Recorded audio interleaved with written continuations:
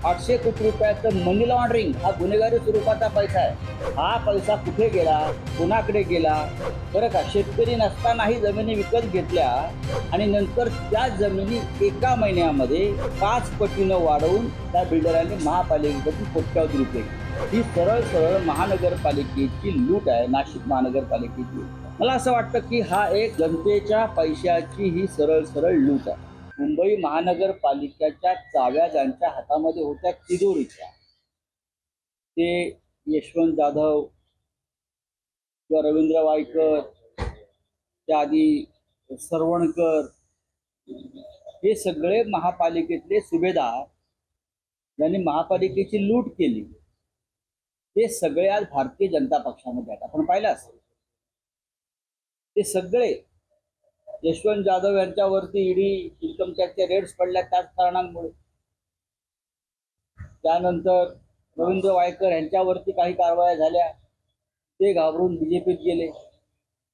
हे सगळे मुंबई महानगरपालिकेचे लाभार्थी होते आणि या प्रकरणात हा मुलुंडचा नागडा पोपटलाल किंवा अन्य सगळे लोक जे आहेत भाजपचे, त्यांनी शिवसेनेला वारंवार बदनाम करण्याचा प्रयत्न।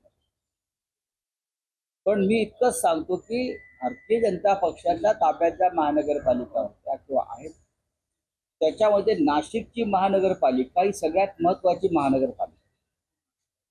नाशिकला एक फक्त राजकीय नाही तर धार्मिक सांस्कृतिक दृष्ट्या सुद्धा एक महत्व आहे।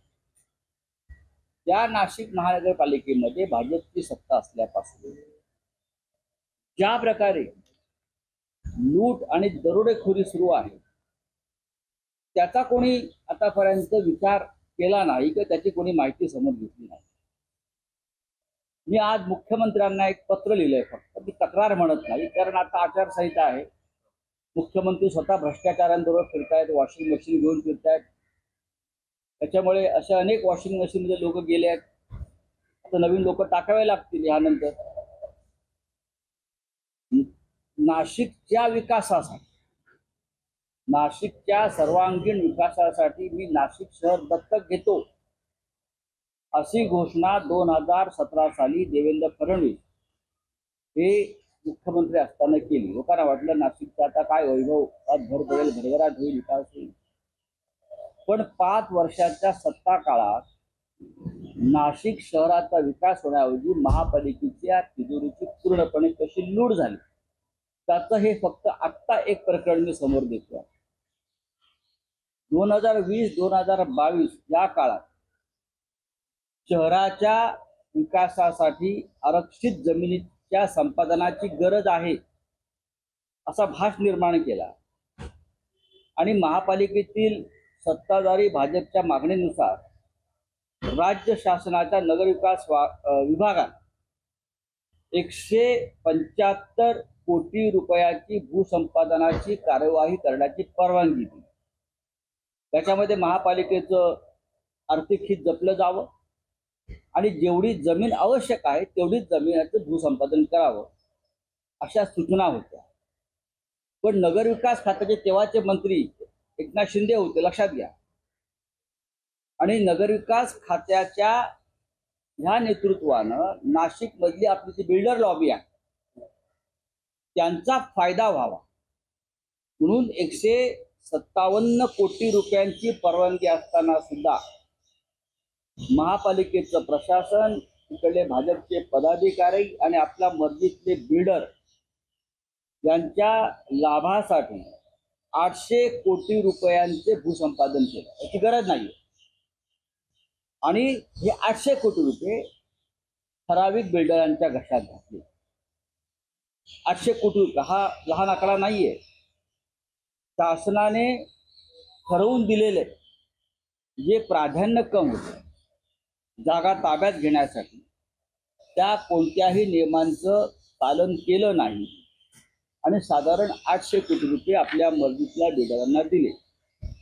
म्हणजे त्यातले काही बिल्डर काल मुख्यमंत्र्यांबरोबर व्यासपीठावर फोटो आहेत त्यातले काही बिल्डर हे काल मुख्यमंत्री जे गेले त्यांच्याबरोबर हे मुख्यमंत्र्यांच्या मांडीला मांडोलन बसल्याचे ठक्कर नावाचे बिल्डर ते कसं आहे की काही बिल्डरांनी त्या काळात जमिनी विकत घेतल्या, बरं का, शेतकरी नसतानाही जमिनी विकत घेतल्या आणि नंतर त्या जमिनी एका महिन्यामध्ये 5 पटीनं वाढवून त्या बिल्डरांनी महापालिकेकडून कोट्यावधी रुपये घेतले. अशी 27 प्रकरणं आहेत.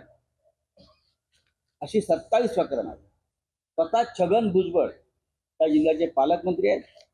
त्यांनी मुख्यमंत्र्यांना एक पत्र लिहून त्या संदर्भात माहिती दिली की हे भूसंपादन अत्यंत बेकायदेशीर आणि त्यात फार मोठा आर्थिक घोटाळा आहे. तुम्ही एक भूसंपादनाची चौकशी करा. माझ्याकडे जी माहिती आहे त्यानुसार अशा एकंदर 64 प्रकरणामध्ये कोट्यावधी रुपयांचे व्यवहार झाले. दुसरं असं आहे की अनेक बिल्डरांनी आपण शेतकरी असल्याचं दाखवून महापालिकेशी व्यवहार केला. त्यानंतर अनेक जमिनींचे न्यायालयामध्ये दावे सुरू आहेत. ज्या जमिनी महापालिकेने घेतल्या त्यातल्या अनेक जमिनी जे न्यायालयात दावे सुरू आहेत तरीही महानगरपालिकेनं त्या बिल्डरांना कोट्यावधी रुपये देऊन त्या जमिनी विकत घेतलेल्या आहेत. त्यानुसार अशा एकंदर 64 प्रकरणामध्ये कोट्यावधी रुपयांचे व्यवहार झाले. दुसरं असं आहे की अनेक बिल्डरांनी आपण शेतकरी असल्याचं दाखवून महापालिकेशी व्यवहार केला. त्यानंतर अनेक जमिनींचे न्यायालयामध्ये दावे सुरू आहेत. ज्या जमिनी महापालिकेने घेतल्या त्यातल्या अनेक जमिनी जे न्यायालयात दावे सुरू आहेत तरीही महानगरपालिकेनं त्या बिल्डरांना कोट्यावधी रुपये देऊन त्या जमिनी विकत घेतलेल्या आहेत. आणि MIDC औद्योगिक विकास महामंडळातर्फे म्हणजे MIDC तर्फे ज्या रस्त्याचे भूसंपादन आधीच झालेलं आहे त्या रस्त्यावरील काही प्रकरणांना सुद्धा जमिनीला सुद्धा महानगरपालिकेनं साधारण 25 कोटी रुपये मोजलेले आहेत. 25 कोटी रुपये.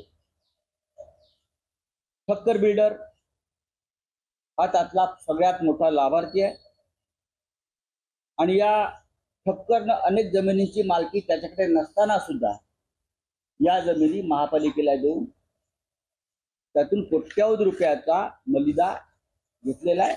आणि हे ठक्कर काल मुख्यमंत्र्यांबरोबर त्यांच्या मांडी लावून बसलेले होते. हे पहा, हे ठक्कर मुख्यमंत्र्यांच्या कानामध्ये जे बोल, हे ठक्कर, या ठक्कराने किमान 300 कोटी रुपये भूसंपादनाच्या गैरव्यवहारातून मिळवले.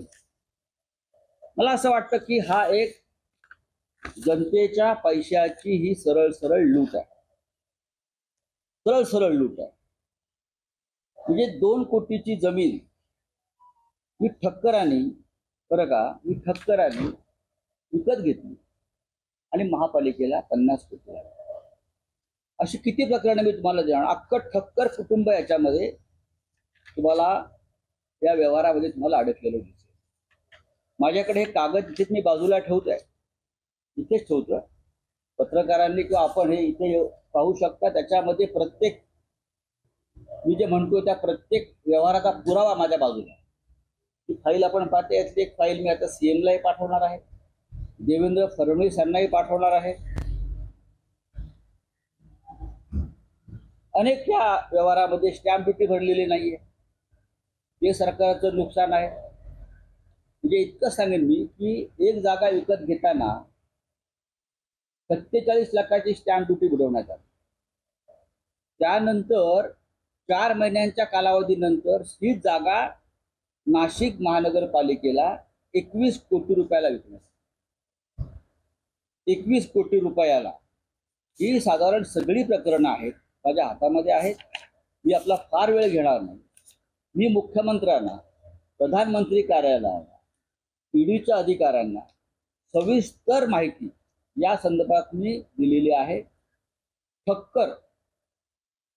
ठक्कर बिल्डर नाशिक यांना या भूसंपादन व्यवहारामध्ये 355 कोटीचा लाभ झाला.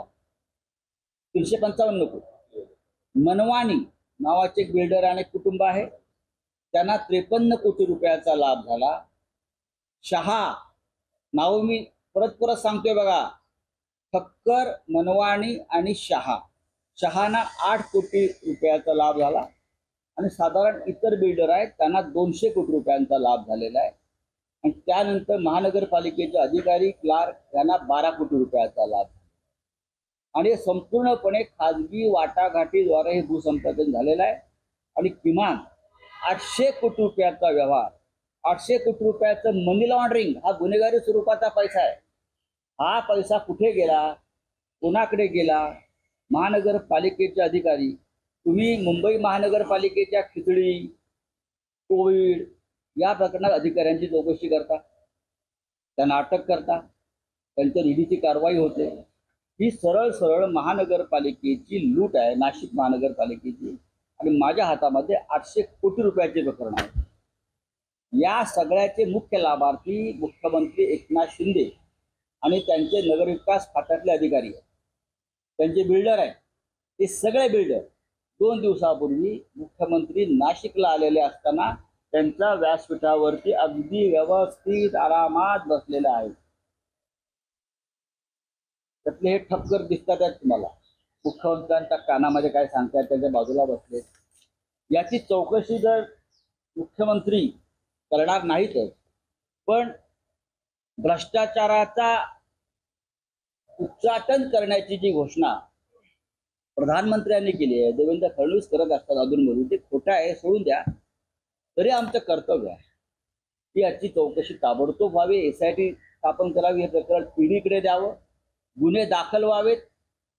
या अपहाराबद्दल नाही झालं तर साधारण जेव्हा हे आमचं सरकार बदलेल, त्यांचं सरकार बदलेल दिल्लीत आणि महाराष्ट्रात, तेव्हा या 800 कोटीच्या घोटाळ्यातील सर्व लाभार्थींना मनी लॉन्ड्रिंगच्या प्रकरणामध्ये आम्ही तुरुंगात पाठवल्याशिवाय राहणार नाही. माझं तर आव्हान आहे या मुलूंच्या नागड्या पोपटलाला, या संदर्भात माझ्याबरोबर बसा माझ्या पत्रकार परिषदेला, बरं का? तुम्ही शिवसेना असेल, काँग्रेस असेल, राष्ट्रवादी काँग्रेसवर बोलताना आणि ते सगळे भ्रष्टाचारी आपल्या वॉशिंग मशीनमध्ये टाकताय. इथे तुमच्याच वॉशिंग मशीनमधले लोक आहेत, परत बाहेरून भ्रष्टाचार करतायत. तर मुलूंच्या नागड्या पोपटलांना माझ्या बाजूला बसावं आणि या संदर्भात चर्चा करावी आणि त्यांनी तुम्हाला माहिती द्यावी.